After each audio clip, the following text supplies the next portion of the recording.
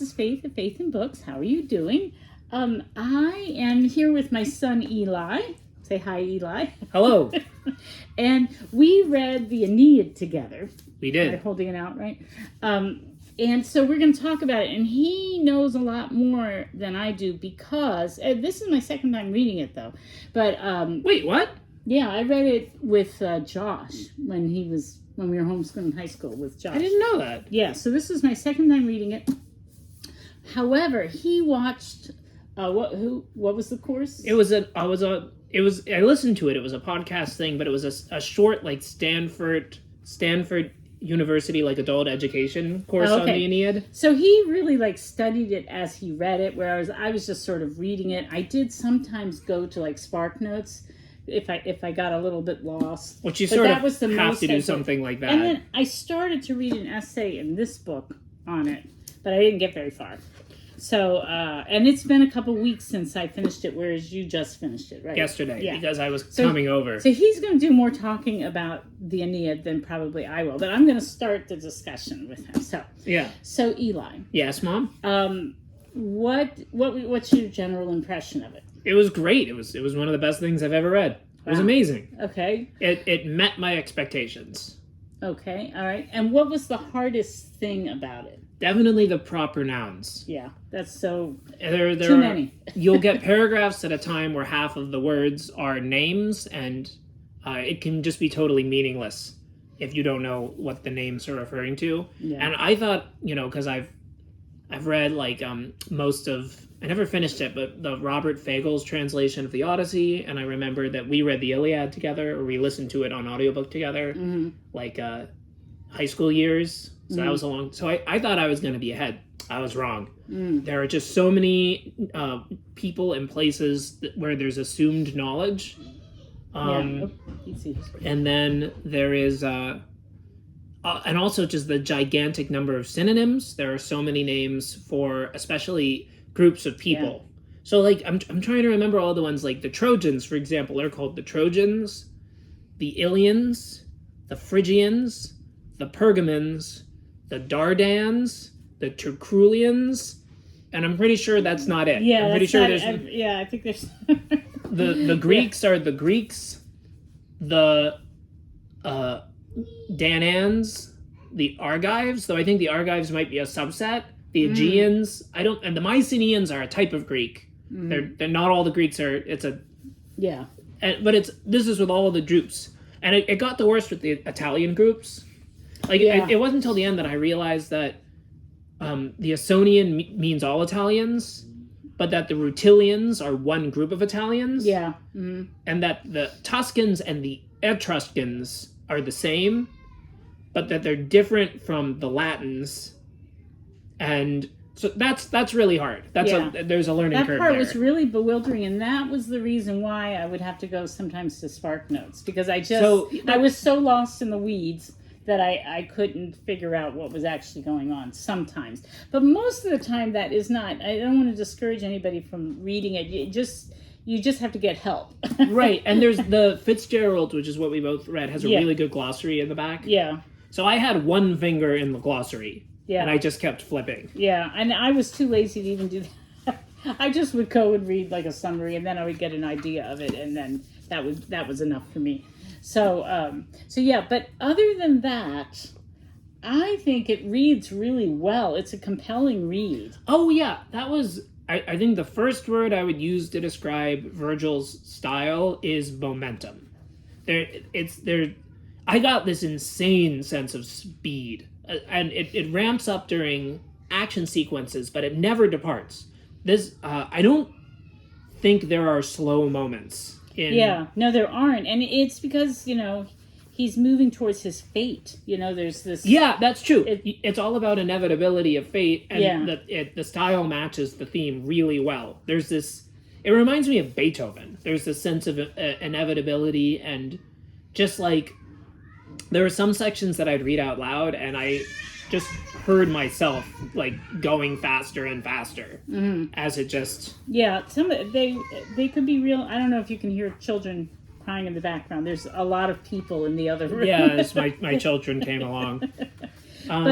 But yeah, I think I think momentum is a good way to describe it. It's compelling. You want to find out what's going to happen next, and I think Virgil is very good at emoting or getting you to feel emotionally involved in what's going on. So I think and I think classic authors tend to be very good at that. To really building up the emotion and the tension. And so I appreciated that about him. So what else did you want to say? Because he knows a lot more. So there's some of the books, well, let's see. Well, we were discussing it as we were reading it. And I remember we mentioned, first of all, if you know the structure of the Aeneid, the first part of it kind of mirrors the Odyssey by Homer. And the second half mirrors the Iliad. So, and maybe you might want some background on it. So, Virgil, when was this? It was during. He died in 19 BC. Okay, but he was commissioned by Caesar Augustus to write this epic poem about the founding of Rome. And so he was doing it for Caesar Augustus, and he's definitely sucking up to Caesar Augustus in this poem. Yes. Yeah, he's definitely, like, everything, all the fate of, the destiny of Rome is all going to sort of end in this pinnacle moment of Caesar Augustus being the what's the word? The lead guy. The peace bringer. Yeah, the Pax Romana person. And so... the one who would chain Emperor. war Emperor without... was the word. Well, it's a really, really beautiful part. It was one of my favorite parts in book 1 where it describes when the gates of war are closed and when...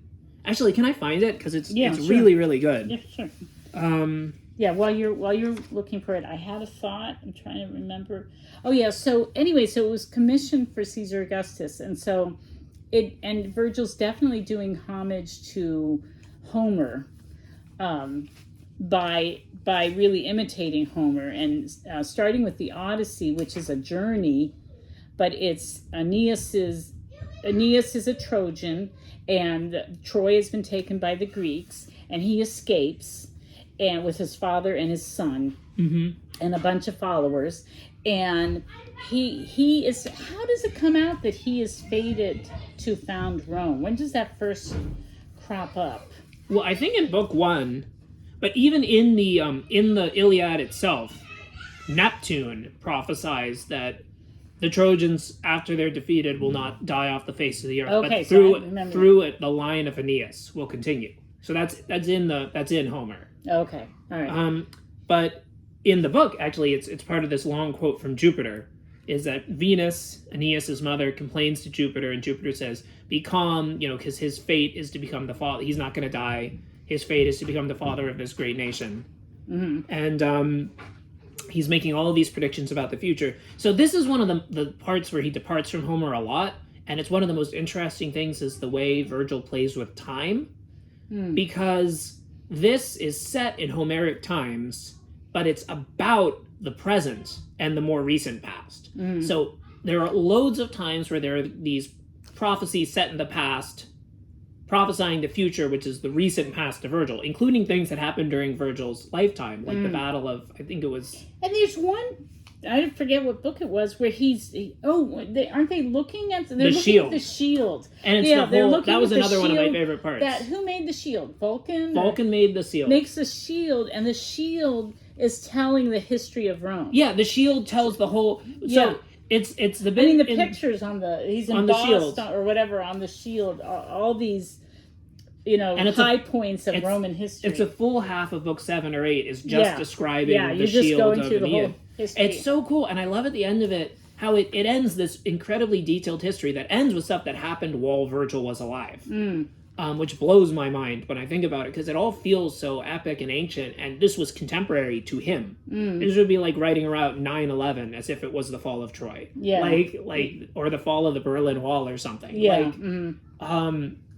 But at the end of it all, he just says, of course, this all meant nothing to Aeneas. To Aeneas. Exactly, because he didn't know. He liked it. Yeah. and he smiles. It's one of the very few times in the whole book where it describes him being happy. Is he doesn't understand it, but something about it. It really, it's like, yeah, this is me. I like this. And I remember reading it and thinking what a powerful writer Virgil was. Yeah, because it really works. It really works. It's so cool, and and that's not in Homer. I think the future stuff. Yeah, where it plays with contemporary stuff. It's extremely backwards looking in Homer. There's all these bits about. I remember all this stuff in the Iliad about how.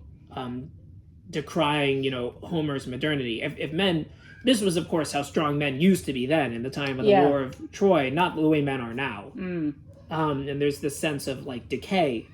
There's not a sense of decay in Virgil. There's a sense that all of this past stuff was leading towards progress, which was the Roman Empire. Yeah, that's true. That's true. But wait, I wanted to read this thing. Okay, yeah. Caesar Augustus. He's predicting that eventually. We're 10 minutes so far, or 11 minutes. Well, we're gonna. We'll never ever exhaust it, so I think we can end at any time because it's like a world. Yeah. But he's predicting that there's going to be peace, and I just loved it because it's such violent language to talk about peace. He says, "And grim with iron frames, the gates of war will then be shut. Inside, unholy furor, squatting on cruel weapons, hands enchained behind him by 100 links of bronze." Will grind his teeth and howl with bloodied mouth.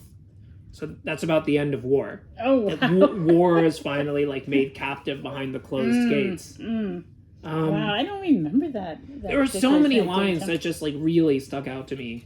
There's a couple of things just that I remember, and I finished reading this like at the very end of August. We were supposed to read it together in August, and then I slacked off. Yeah. So already, I've already read other things that are in my head more. But I remember, first of all, the Virgil uses that that scene from the Odyssey. We talked about this. This was my least favorite part. Yes, that's the only time where I thought Virgil. That was cheap. Dumb. That was cheap. He steals it. He not only steals it like bit for bit. Let's describe what it is. So. In the Odyssey, Ulysses goes down to the underworld, to Hades, to see his mother. And he wants to embrace her. And 3 times he tries to embrace her, but of course she's dead, so he can't. 3 times his arms meet over empty air. Yeah, I think it's the line. So Virgil does that same thing, but he doesn't do it only once, he does it twice. He does it twice. So the second time, it's like, you've already done this. What? So it was 6 times. Yeah. He does it with the ghost of his wife in book 2, and then he does it with the ghost of his father, I think, in book 5. Yeah. At the end of book 5. Yeah, so Aeneas gets to go down to the underworld twice and try to embrace his wife. He doesn't do any embracing in the underworld. Or the embracing works in the underworld, because when you're in the underworld, it's different. But before he goes to the underworld, he sees the ghost of his father who tells him to come to the underworld. Oh, I see. He's led by the Cumbrian... You say Cumbrian? The Cumbrian Sibyl? Yeah, I loved her. She was almost all of the characters are great. Wow, Alecto. Alecto was the most evil woman. It was terrifying. It was really, really scary. I'm glad you liked that part too, because I thought she was one of like the best evil monsters I'd ever read. Yeah. The scene, which I guess is actually really central to the whole book, where she infects Turnus with fury. Mm-hmm. Is just one of the most. I read it out loud to my wife, who was not interested at the time, but I had to read it out loud to someone because it was just so incredible. Yeah, that was a really good. The way she mocks him. Yeah, and then, I think my hair was standing on end. Oh, it was, and like even the gods won't deal with her. As soon as she's done, Juno just immediately dismisses her back to hell. Yeah. Yeah, and what was the other thing I wanted to say? Oh yeah, about which book was it that there's one book.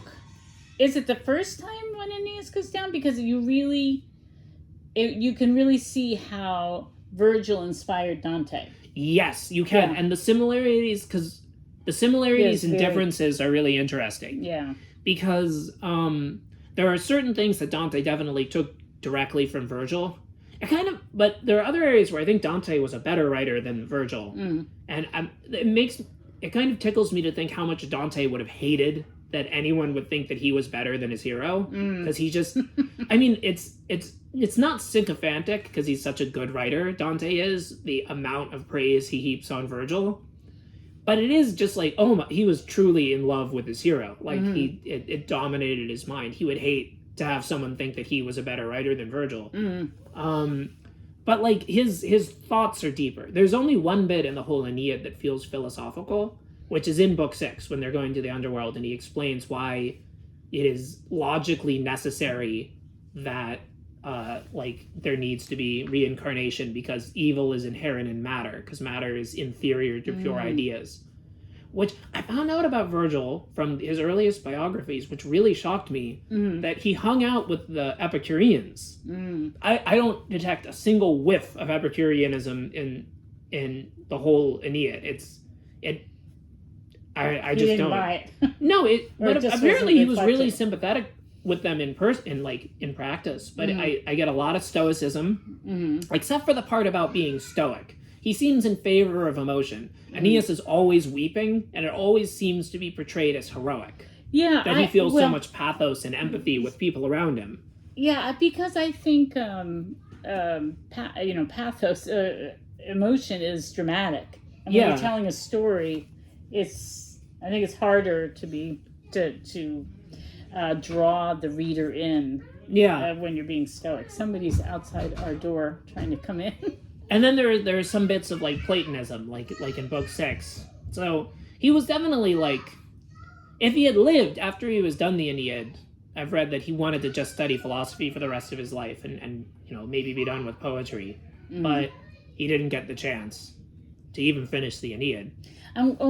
Speaking of Virgil's death, the Aeneid ends really abruptly. Oh yeah, and I read that Virgil died maybe before he completed it because it really ends on it seems very abrupt, the ending, and it seems strange because at that moment Aeneas is not at his best. He's not being the heroic person that we've come to expect. Or is he? It's deeply ambivalent. ambiguous. Yeah. And there's like a bunch of different ways to read it. I mean, I tend to read it as a failure, but like, I mean, the way I read it is that Aeneas represents sort of like the best of natural humanity, but that natural humanity is so far inferior to the gods and to the divine that you would expect the best of men even to end in failure. It's like the end of the Lord of the Rings when Frodo gives in to the ring. It's like even Aeneas, who is so great, in the end, his piety fails to his fury. Now I had a thought in my head that what was I going to say? Oh, so this is the problem I have with classical works. I don't like the gods or goddesses because they're very impulsive and they're very manipulative, and I don't see them as any better than human beings. Well, it's not that they're no better than humans, it's that the nature of the plot and of evil requires them to fill the function that in Abrahamic religions is filled by a devil or like some kind of evil. Yeah, they're both good and evil, and so and they're fighting each other, and then they're using humans, and the whole idea of fate. We didn't even touch on Dido. Like I feel so sorry for Dido. She it's not. The human characters are all because innocent she was in that whole... she was fated to fall in love with him, and it was going to be but he was fated to go on. Not just fated, coerced into it. She was like tricked into it. Yeah, She's Venus sends Cupid. And so I've never been comfortable with that aspect of classical literature. I just don't like it. It has this deep internal tension, and it is interesting the way the tension is dealt with. Though there is something I kind of like about it, is that it emphasizes the heroicness of the good character's piety even more. That Aeneas, even after everything she's done to him, still sacrifices to Juno just because that's the right thing to do. And he's a God-fearing, ancient person, and he's going to do what's right as far as that's concerned, no matter what happens. And I do feel like this one was a little bit more misogynistic than the Greeks, even though I think of the Greeks as being I think the Romans, that was really part of... They really were. Except what do you think of Camilla? Oh, Camilla. Oh, I forgot about her. Okay, so I did like Camilla. Camilla ruled. And I actually liked Venus, that she was so devoted to her son Aeneas and was willing to go the length for him and talk to these different gods and goddesses and trying to pull for him. Which is interesting because I feel like in a lot of other mythologies, Venus is a particularly duplicitous sort of one of the gods, and is usually but like in this one she's good. She's good. Yeah, I loved Virgil's depiction of Venus. Yeah, because my favorite part of the Odyssey is Athena's relationship with Odysseus, and so I really liked Venus's relationship with Aeneas. Yeah, I did too. And the other thing is that I felt so sorry for Turnus. I feel like Turnus was Achilles' wrath, but it's sort of, in a different But it was completely context. put on him. It was the same as Dido. Yeah, it wasn't because, Achilles was just, personally, to me, a jerk. But Turnus wasn't. It was forced on him, and then he had this rage and this fury, and he's just...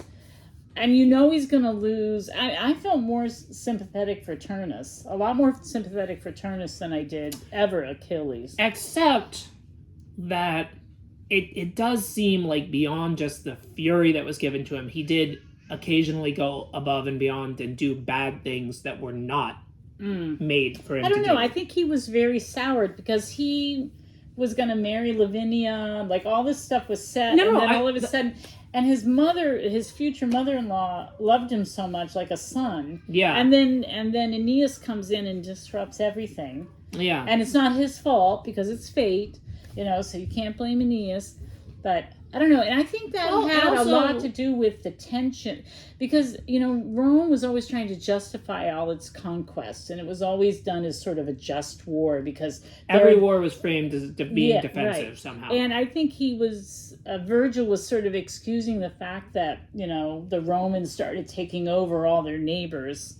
And, the neighbors, Turnus was... Except that he also does it in such a way that in no way minimizes the horror of war. He really capitalizes how bad war is. Now, we're 22 minutes in, so I think we need to wind it up. It is very gory. Especially the last 3 books. Yeah. So, keep that in mind. Oh, wait, I do want to say just one last thing, though, because the main thing we complained about at the beginning that makes it difficult is the huge number of proper nouns. Mm-hmm. But in the once people start brutally dying in the war, I suddenly sort of felt like I understood the point of it, because I don't remember a single unnamed character dying. He gives a little eulogy for every single character who dies. None of them is just a face. Yeah, he really does. It's like there's these little vignettes throughout the story. Yeah. So something will be happening, and then you'll meet a new character, and you'll... right away, they know. You were saying that, in 3 lines, suddenly you're invested in this character. Oh, his descriptions are so efficient. And actually, wait, can I read one last bit? Just because I really love it. Then we're going to wind it up because it's going to get too long. So. Yeah, I don't know if I'm going to find it, but I think I remember it. It's in the wanderings he's talking about. So I think in book 3, they see the... I found it immediately. Oh, good. So they see Polyphemus, the Cyclops, who at this point has now been blinded by Odysseus. But I had to look up the Latin to see if this translation was accurate, and it was good just because I loved it. He has all these things where he'll just have 3 or 4 adjectives, and just in 4 words, it's so vivid. But they see the Cyclops, and the Cyclops is vast, mind-sickening, lumpish, heaven's light blacked out for him. And it's I love that. It is. It's very gripping. It really, really pulls you in. Mind-sickening. What was it like to see a Cyclops? It was, you felt like you were going insane. Yeah. Yeah, the Fitzgerald translation is, I think, really, the really best. good. Yeah. That was what the Stanford person said. I can hear chaos outside. We should probably go. So we should probably go, and this is long enough. But anyway, thanks, Eli. Oh, thank you, Mom. This was great. I really loved reading it with you. Yeah, it was fun. All right, take care, everyone. Happy reading.